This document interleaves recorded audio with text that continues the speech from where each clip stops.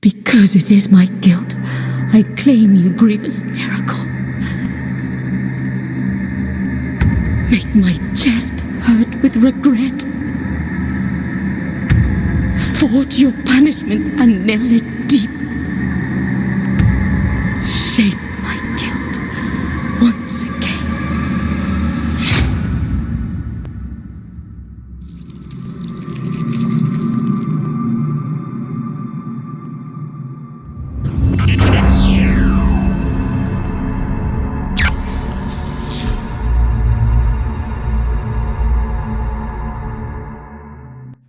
Developed by Spanish studio The Game Kitchen and published by Team 17, Blasphemous is yet another entry into the Souls-like Metroidvania genre. Meanpooh here, and welcome to the channel. The story is set in the decaying land of Orthodoxia, a place where religion is the utmost importance in the eyes of the populace. Superstition runs amok, and churches outnumber people 2 to 1. You will find yourself in this agonizing territory in the wake of the Age of Corruption, during which practically the entire population was transformed into hideous beasts as a punishment for their mutual blasphemy and inadequate worship. Creatures that had deepened their profound faith, which in turn developed an unstoppable bloodthirst, are just some of the obstacles you now have to contend with. According to the developer, Blasphemous is an action platformer that combines speed, skill, and combat of a hack-and-slash game with deep and exciting narrative. This is delivered through the exploration of an intricate world comprised of non-linear levels. With that said, please don't tune this game out. I know you're probably saying to yourself that you've seen this, done this before, therefore it is a pass. Please don't do this. I almost said the same thing till I gave it a chance. Yes, I know it doesn't have the graphics jumping out of the screen and the game looks a little too dark in places, but when you see the story and how the characters are animated, you may change your mind.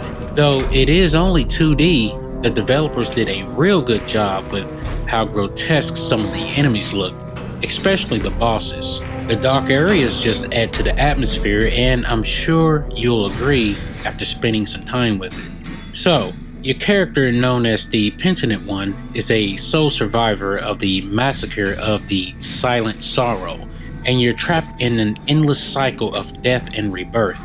That's why if you die in game, you are able to come back. To help you along your travels, you will have a sword. And it's very interesting to watch when you see how it get what I would call enchanted or enhanced. The sword can be made even more powerful by visiting shrines. You also have other items at your disposal, such as rosary beads. Equipping items in them will improve the characteristics of your character. Equipping relics will change your perception of the world. Each relic possesses different unique effects, and you can equip up to 3 of them at the same time. The quest section will keep items that you find in the world and will be used when needed.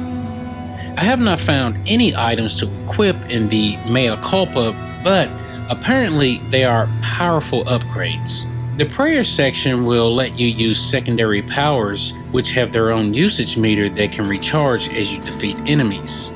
The abilities tab will let you buy more moves and combos to help you on your path. The collectible box keeps different items you find in the world, and I have not found a use for the ones I have found just yet, but I'm sure it will be soon enough. There's also a map that you can use to show your current location. Those familiar with Symphony of the Night, Dead Cells, etc. will notice its slight likeliness. Combat will consist of slashing your opponent and using the parry move. If you do it just right, the enemy will be stunned, which will allow you to hopefully take them out by performing an execution. You can dash to get out of tight situations, which come in real handy when fighting bosses. On the top left, you have a life bar, 2 red flasks that will replenish some of your life back. They don't completely fill it up, but I'm hoping there is an upgrade that will allow this.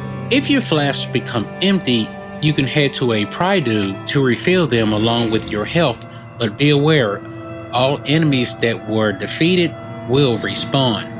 There are some NPCs in the game that will give you some narrative, while others will perform some sort of service. I had one offer help during a boss fight, but she did nothing but stand in the background while I got pummeled to death.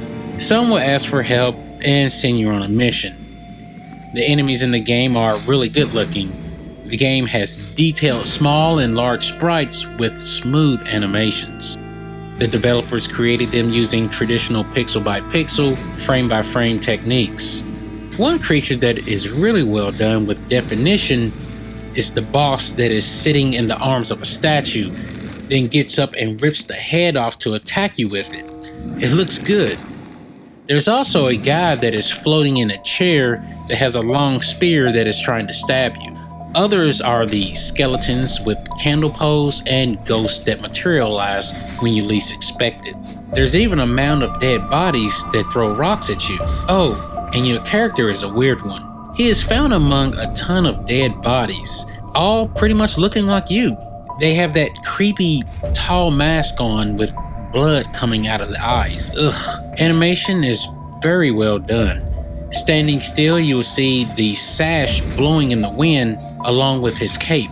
Again, the boss animations are done so well and makes you wonder how they got so much detail just by using tiny pixels. Anyway, there wasn't any settings to change other than perfect pixel, and I didn't see any differences when I chose it.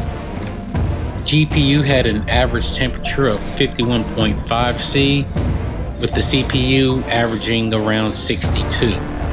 FPS, of course, was tied to the refresh rate on my panel and averaged 119 FPS. If you like Dead Cells but wanted more story, this might be the game for you. Just know that there aren't many weapons to change to.